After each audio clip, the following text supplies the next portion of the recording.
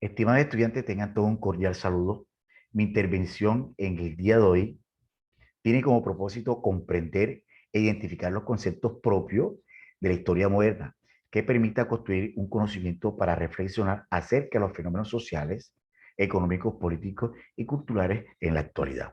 A continuación, le comparto rápidamente una bonita reflexión, todos atentos con esta bonita reflexión, y nos dice lo siguiente.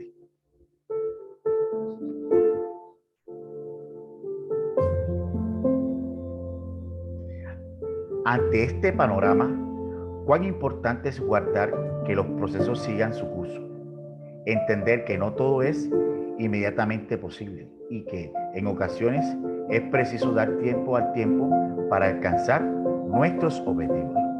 Entonces, la paciencia, entendida como la fuerza de voluntad para mantener la calma y acoger la espera como pieza esencial de cambio. Entonces, estimados estudiantes, espero que les haya gustado esta bonita reflexión. Analicemos esa historietica. Muy bien.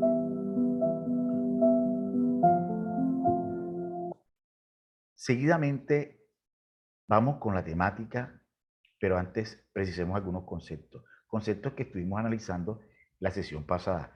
Esos conceptos como reforma, que es sinónimo de cambio, independencia, que es sinónimo de autonomía, soberanía, colonialismo, imposición y sometimiento de otros territorios, reconquista, volver a tomar territorio, volver a tomar el poder antes perdido.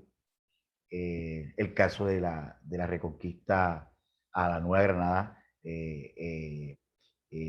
quien dirigía uno de esos fue Pablo Morillo. Los criollos, que era la clase social o grupo o nati o clase social, eran hijos de españoles nacidos en América. El Estado es una sociedad organizada. La Junta de Gobierno es un conjunto de personas que toman decisiones y hacen de manera colectiva, eh, establecen propuestas para definir y generar cambios.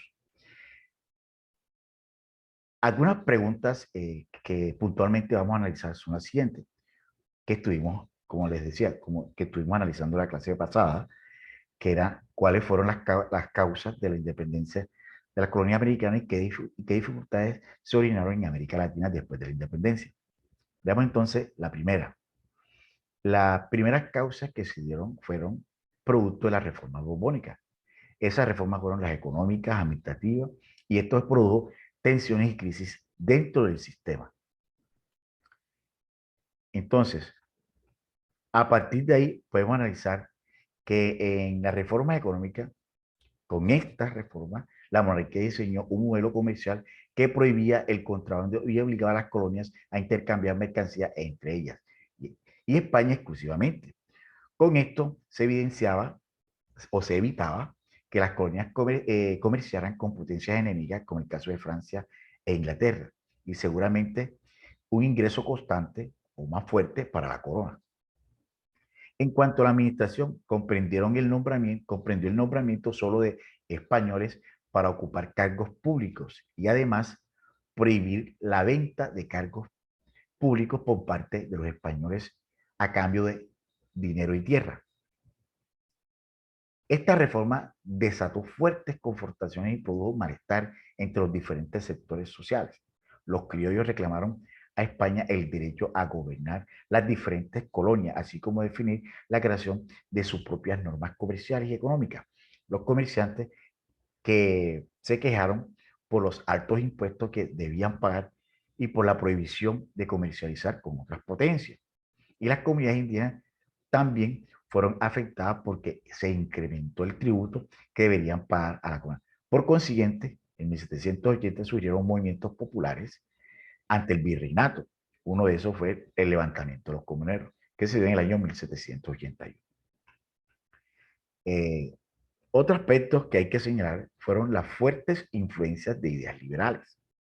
Entre esos, la Ilustración, la independencia de Estados Unidos y la Revolución Francesa. ¿Por qué fueron determinantes? Porque sabemos eh, que estos eventos sucedidos en América del Norte y Europa llegaron a América Española. influyeron en los sectores intelectuales y letrados que fueron los criollos. Esas ideas provenían de la Ilustración, del movimiento de independencia de los Estados Unidos y la Revolución Francesa. En estos procesos, las ideas criticaban fuertemente el sistema monárquico absolutista y las políticas que aplicaban las metrópolis en su colonia, así como la discusión en torno a los principios de libertad e igualdad. Entonces, eso fue uno de los elementos que fueron determinantes para que la colonia hispanoamericana se levantara.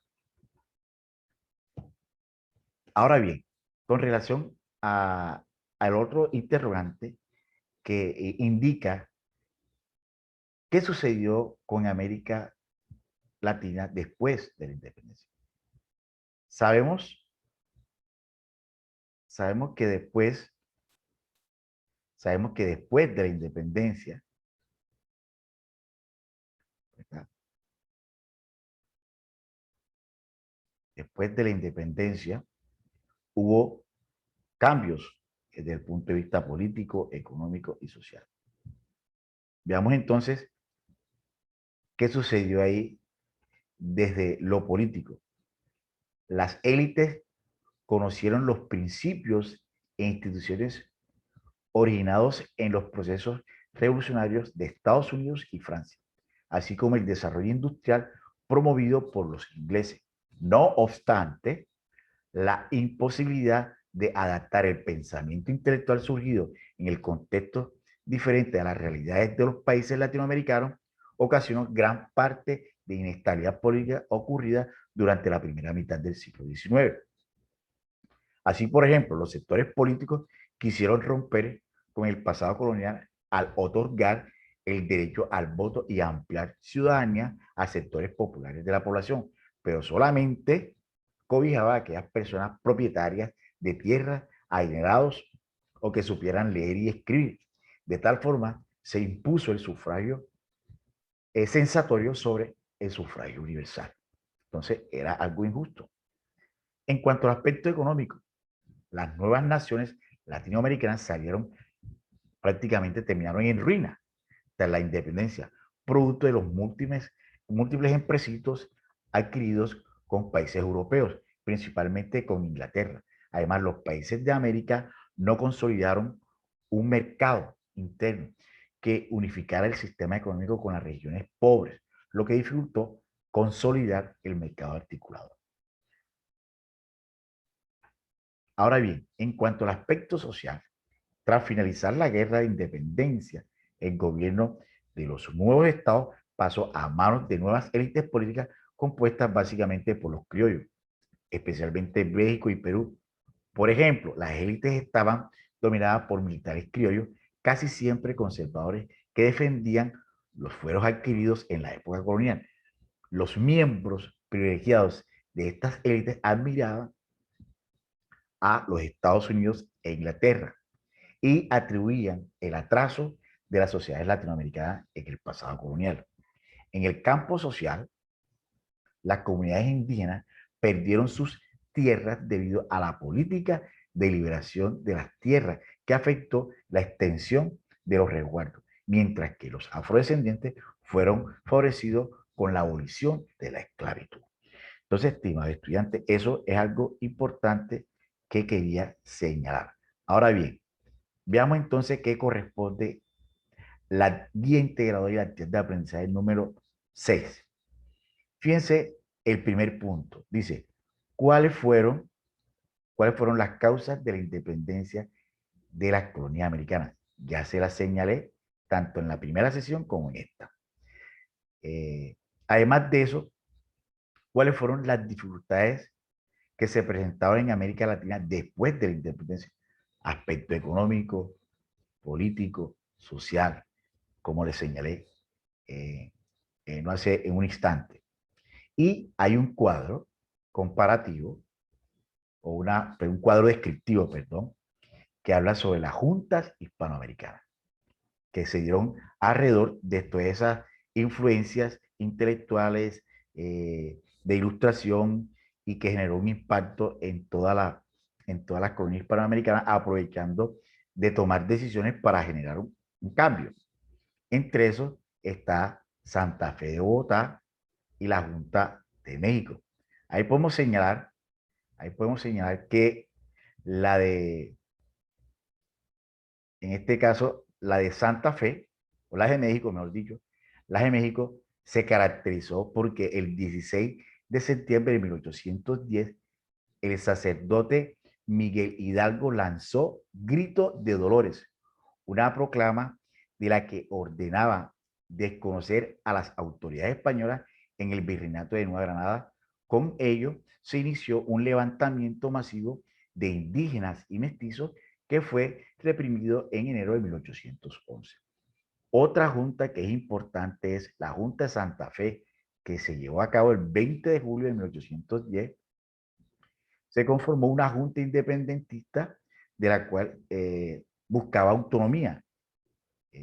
Además de eso, eh, los criollos exigían obviamente independencia y expulsar prácticamente todo el colonialismo y todo lo que ellos habían perdido dentro de su estatus, eh, digamos así, del poder. Entonces, eso se dio el 20 de julio de 1810. Exigían oportunidades. Entonces, estimados estudiantes, de esta manera, pues, finalizo mi presentación. Les agradezco encarecidamente. eh, que Dios me los bendiga a todos. Los quiero mucho y feliz día.